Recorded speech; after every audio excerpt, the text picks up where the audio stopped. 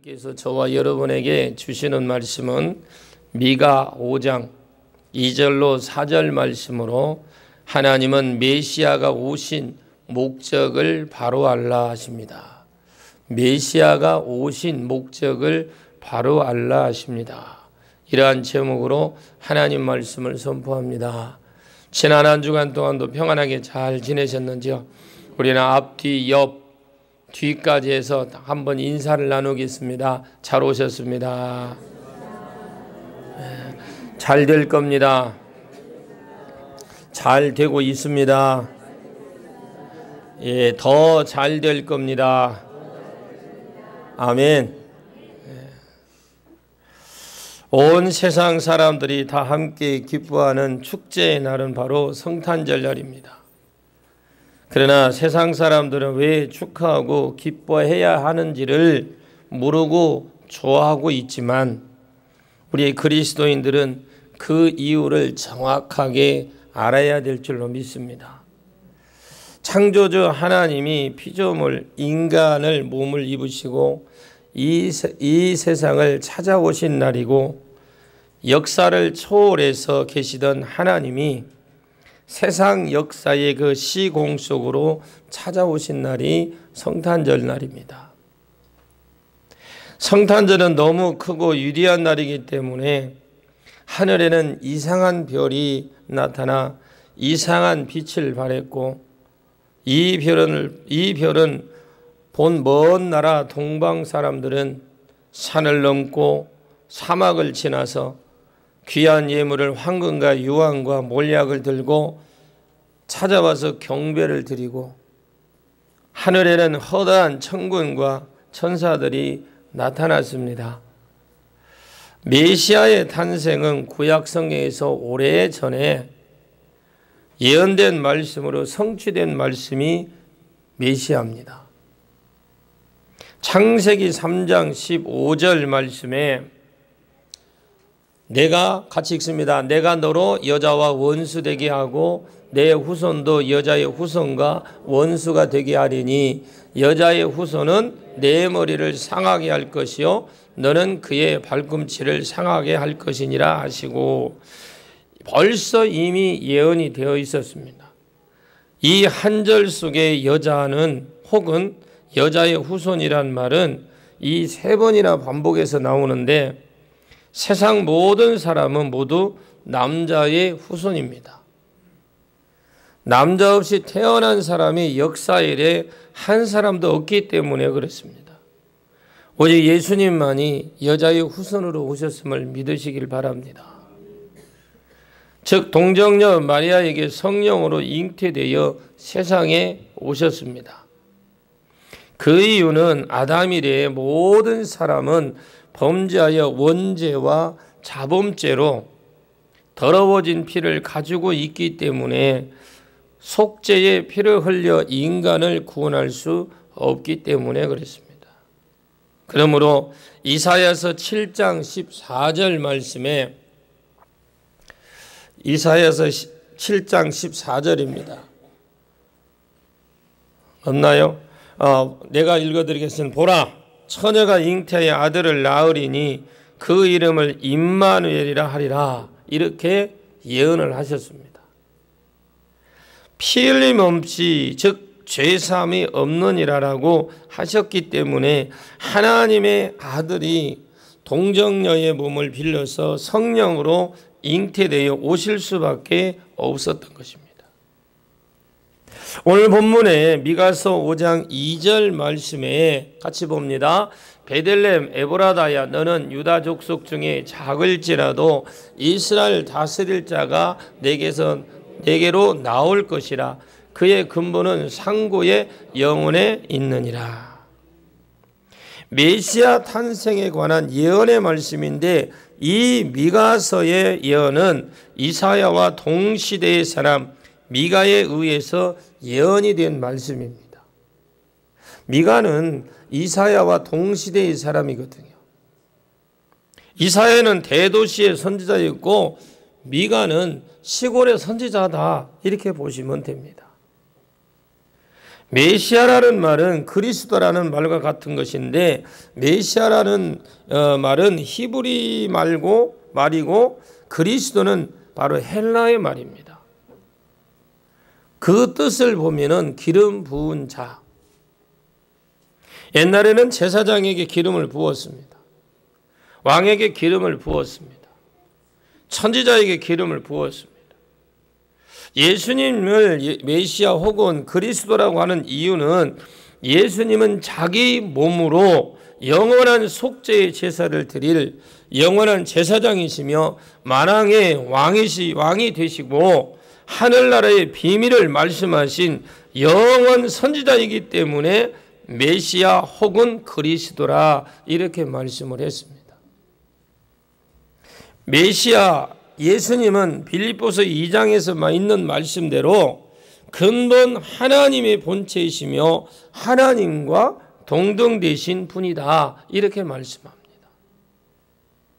영원 전부터 영원까지 존재하신 분이라는 뜻입니다. 오늘 본문에서 그의 근본은 상고의 태톤이라고 이렇게 말씀했는데, 요한복음 1장 1절 말씀에 같이 읽습니다. 태초에 말씀이 계시니라. 이 말씀이 하나님과 함께 계셨으니 이 말씀은 곧 하나님이시네. 계속해서 요한복음 1장 14절을 봅니다. 말씀이 육신이 되어 우리 가운데 거하심에 우리 그가 영광을 보니 아버지의 독생자 영광이요. 아멘. 왜 이게 나옵니까? 주여. 영원 전부터 계신 분, 하나님과 동등되신 분이 메시아로 동정녀 마리아의 몸에 성령으로 잉태되어서 오신 분이 메시아입니다. 주전 700년 전에 예언된 메시아의 탄생에 대한 말씀의 장소까지 정확하니 말씀을 해주셨습니다. 베들레헴 에브라다야, 너는 유다 족속 중에 작을지라도 이스라엘을 다스릴 자가 내게서 내게로 나올 것이라. 여기 에브라다야 라는 말 뜻은 열매가 풍성하다. 영적 열매가 풍성하다라는 뜻으로 장차 예수님을 통해서 많은 영혼들이 구원받아 열매가 풍성해질 것을 말씀해 주는 것이죠. 베들레헴이라는 뜻은 떡집이라는 뜻으로 예수님이 장차 생명의 떡으로 되실 것을 의미하는 말씀입니다. 요한복음 6장 58절 말씀에 이것은 하늘에서 내려온 떡이니 조상들이 먹고도 죽은 그것과 같지 아니하여 이 떡을 먹는 자는 영원히 살리라. 아멘. 이렇게 말씀하신 것과 일치하는 말씀이고, 그러면 메시아가 오신 목적은 무엇이겠습니까? 첫째로 영생을 주기 위해서 오셨습니다. 요한복음 6장 38절로 39절 말씀 같이 봅니다. 내가 하늘에서 내려온 것은 내 뜻을 행하려 함이 아니요 나를 보내신 이의 뜻을 행하려 함이니라. 나를 보내신 이의 뜻은 내게 주신 자 중에 내가 하나도 잃어버리지 아니하고 마지막 날에 다시 살리는 이것이니라. 내가 하늘로서 내려온 것은 이럽니다. 하나님의 아들이 사람의 몸을 입고 세상에 오신 목적은 죄의 값으로 멸망한 인간이 영생을 얻고 생명의 부활을 얻게 하기 위해서 오신 목적이라는 겁니다. 요한복음 3장 16절을 봅니다. 하나님이 세상을 이처럼 사랑하사 독생자를 주셨으니 이는 그를 믿는 자마다 멸망하지 않고 영생을 얻게 하려 하심이니라. 여기에도 말씀에도 잘 나타나 있는데 요한복음 10장 28절 말씀에도 내가 그들에게 영생을 주노니 영원히 멸망하지 아니할 것이요 또 그들을 내 손에서 빼앗을 자가 없느니라. 할렐루야. 이스라엘을 다스릴 자로 오실 것을 말씀합니다. 이 예언 역시 그대로 성취가 되었다라는 거죠. 동방 박사들이 아기 예수님을 찾아오실 때에 마태복음 2장 2절 말씀에 그들에게 물어봅니다. 마태복음 시작. 유대인의 왕으로 나시니가 어디 계시냐? 우리가 동방에서 그 별을 보고 그에게 경배하러 왔노라 하니. 이렇게 동방 박사들이 물었습니다. 예수님은 영원전부터 계신 하나님이심을 말씀해 주고 있습니다. 여기에 태초라는 말씀은 영원 전부터라는 뜻입니다. 바로 장차 오실 메시아가 영원 전부터 계신 하나님이시라는 말씀을 믿으시길 바랍니다. 신약 성경은 이 사실을 요한복음 1장 1절 말씀에서 대변해 주는데, 요한복음 1장 1절 말씀 시작. 태초에 말씀이 계시니라. 이 말씀이 하나님과 함께 계셨으니 이 말씀은 곧 하나님이십니다. 아멘. 영원하신 아버지라고 이사야가 이미 예언을 했습니다. 이사야서 9장 6절 말씀에도 시작. 이는 한 아이가 우리에게 낳고 한 아이를 우리에게 주신 바 되었는데 그의 어깨는 정사를 메었고 그의 이름은 기묘자라 모사라 전능하신 하나님이라 영존하시는 아버지라 평강의 왕이라 할 것임이니라. 이사야 선지자를 통해서 우리에게 평강의 왕으로 오실 것이라고 했습니다. 예수님이 이 세상에 오신 가장 크고 첫째 되는 목적은 우리에게 영생을 주고 생명의 부활을 얻게 하기 위함으로 이 땅에 오셨다라는 거예요. 영생과 부활보다 더 중요한 말씀을 얻겠죠. 두 번째로 피 흘려 죽기 위해 오셨습니다. 모든 사람이 범죄하여 하나님의 영광에 이르지 못하더니 이 말씀대로 인간의 원죄와 자범죄로 천국에 들어가지 못하고 지옥의 형벌을 받을 수밖에 없기 때문에 죄값을 지불하기 위하여 메시아이신 그 죄 없는 깨끗한 피를 쏟아 속죄의 죽음으로 죽기 위해서 이 땅으로 인간의 몸을 입고 오신 줄로 믿습니다. 오늘 본문 3절 말씀을 한번 보겠습니다. 그러므로 여인이 해산하기까지 그들을 붙어주시겠고 그 후에는 그의 형제 가운데 남은 자가 이스라엘 자손에게 돌아오리라. 메시아는 죄인을 회복시키기 위해서 오셨다라는 거죠. 아멘. 바로 예수님이 죄를 회복시키기 위해서 오셨습니다. 죄인을 회복시키기 위해서. 임산한 여인이 메시아의 어머니를 나타나죠. 이사야서 7장 14절 말씀에 그 예언하는데 같이 한번 봅니다. 그러므로 주께서 친히 징조를 너희에게 주실 것이라. 보라, 처녀가 잉태하여 아들을 낳을 것이요 그 이름을 임마누엘이라 하리라. 이게 이사야 선지자가 이미 예언한 말씀이에요. 그 형제 남은 자는 예수님과 혈통적으로 같은 포로에서 귀환한 유대인들입니다. 이스라엘 자손은 신구약 전체를 통해서 하나님께서 구원하기로 작정한 모든 택한 자임을 믿으시기 바랍니다. 이 말씀을 1차적으로는 포로에서 해방되어 다시금 하나님의 백성의 위상을 가질 것을 말씀하지만 조금 더 나가보면 그리스도를 배척한 유대인들이 돌이켜 회개하고 하나님께 돌아올 것을 예언한 말씀인 줄로 믿습니다. 그래서 신약과 구약에 일치되는 말씀이에요.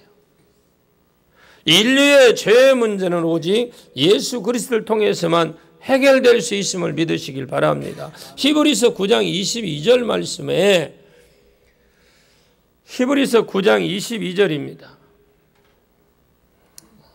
없나요? 우리 한번 같이 한번 찾아보겠습니다. 히브리서입니다.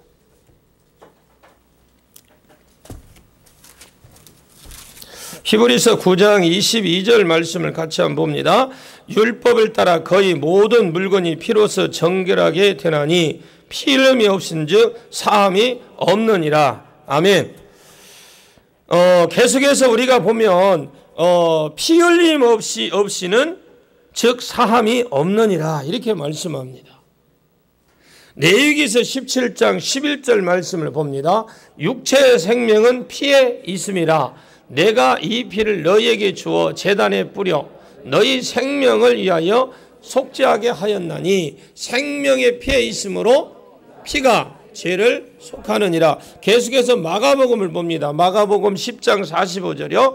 인자가 온 것은 섬김을 받으려 함이 아니라 도리어 섬기려 하고 자기 목숨을 많은 사람의 대속물로 주려 함이니라. 아멘. 우리 주님은 이 땅에 오신 목적이 무엇인가 분명히 밝혀주었죠. 당신의 목숨을 많은 사람들에게 대속물로 주려고 이 땅에 오셨답니다. 이것은 전적인 하나님의 은혜인 줄로 믿습니다. 세 번째로는 하나님을 보여주시기에 오셨습니다. 하나님은 본래 영이십니다. 우리가 영화되기 전에는 볼 수도 없고 만질 수도 없습니다.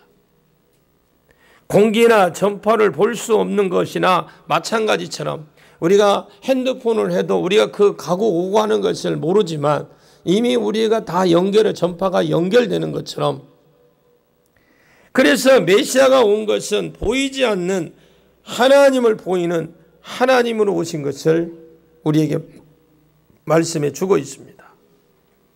요한복음 1장 14절 말씀에, 요한복음 1장 14절 시작. 말씀이 육신이 되어 우리 가운데 거하심에 우리가 그의 영광을 보니 아버지의 독생자의 영광이요 은혜와 진리가 충만하더라. 계속해서 봅니다. 요한복음 1장 18절이요. 본래 하나님을 본 사람이 없으되 아버지 품속에 있는 독생하신 하나님을 나타내느니라. 계속해서 더 보면 요한복음 12장 45절을 봅니다.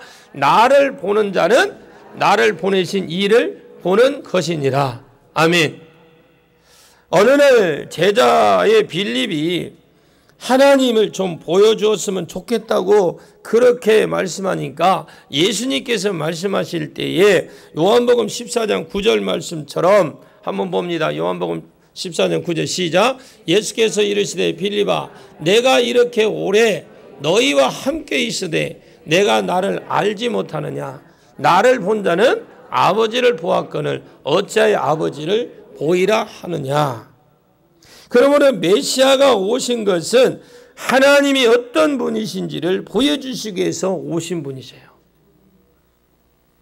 참 사람의 모습으로 보여주기 위해서 이 땅에 오셨습니다. 하나님의 형상대로 지음받은 인간은 아담과 하와 이 범죄요 타락으로 인간의 모습은 그 인간의 원래 모습은 상실하고 마귀의 지배를 받고 살아왔습니다. 이때 죄 없으신 하나님의 아들이 그 육신을 입고 오셔서 참된 인간의 모습을 보여주셨습니다. 빌립보서 2장 6절로 8절 말씀을 봅니다. 그는 근본 하나님의 본체시나 하나님과 동등됨을 취할 것으로 여기지 아니하시고 오히려 자기를 비워 종의 형체를 가지사 사람들과 같이 되셨고 사람의 모양으로 나타나서 자기를 낮추시고 죽기까지 복종하셨으니 곧 십자가에 죽으십니다. 예수님이 낮아지심은 오늘 읽은 말씀처럼 예수님께서 하나님의 자리를 버리고 낮아지셔서 인간의 몸으로 오셔서 십자가에 죽으심의 전 과정을 말씀해 주고 있습니다. 흔히 이 과정을 5가지 과정으로 우리는 나누는데 이 5가지 과정이 하나는 성육신, 율법 아래 노이심, 순환, 사망, 장사 이렇게 5가지로 나누는데 이 성육신이라는 살을 가진 몸으로 이루다라는 뜻입니다. 우리는 흔히 예수님이 낮아심에 대해서 생각할 때에 그분이 십자가를만 생각합니다. 우리 예수님이 낮아지셨다라고 생각하면 그분이 십자가를만 생각하는데, 그러나 예수님이 이 땅에 오신 것 자체가 이미 그분은 낮아진 것입니다. 왜냐하면 그분은 온 우주를 창조하시고 다스리시는 성자 하나님이시기 때문에 그렇습니다. 그런 하나님께서 자신의 창조하신 인간의 몸으로 오신 것 그 자체가 그분의 낮아지심을 의미하고 있다는 거죠. 이렇게 말씀하신 대로 타락 이전의 인간의 모습을 보여주시기 위해서 예수님이 이 땅에 오셨습니다. 아멘. 넷째로 마귀를 멸하려고 오셨습니다. 요한일서 3장 8절을 봅니다. 죄를 짓는 자마다 마귀에게 속하나니 마귀는 처음부터 범죄함이라. 하나님의 아들이 나타나신 것은 마귀의 일을 멸하려 하심이니라. 죄를 짓는 자마다 마귀에게 속하나니 마귀는 처음부터 범죄한다. 이렇게 하신 말씀과 같이 인간은 범죄하고 타락하여 마귀에게 속한 자가 되었던 것입니다. 예수님은 사단에게 눌리고 찢기고 상처 입은 그 인생들을 구원하시려고 오실 뿐만 아니라 사단을 멸하려고 오셨다고 말씀합니다. 히브리서 2장 14절 15절 말씀에 혈과 육에 속하였음에 그도 또한 같은 모양으로 혈과 육을 함께 지니심은 죽음을 통하여 죽음의 세력을 잡은 자 곧 마귀를 멸하시며 또 죽기를 무서워함으로 한평생에 매여 종로로 다는 모든 자들을 놓아주려 하심이니라. 이는 사단이 예수님께 패배당한 것을 의미하는 말씀입니다. 예수님의 사망으로 이루려고 하신 하나님의 뜻은 과연 무엇입니까? 본문에 언급한 한 가지는 마귀를 없애려고 했다는 거죠.